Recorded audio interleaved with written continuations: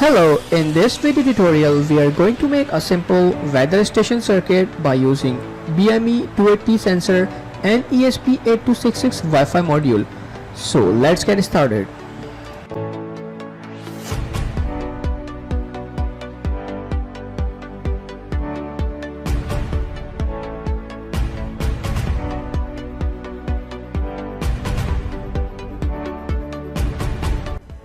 For more interesting project, please subscribe to our channel and don't forget to click on bell icon for our recent post notifications.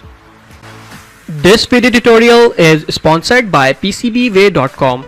They are providing you a high quality PCBs for just $5 only. So visit the website and click on this sign in button. Create your account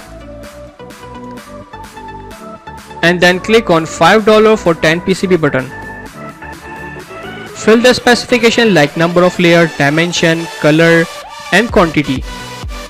Select your country from here and also a different shipping method.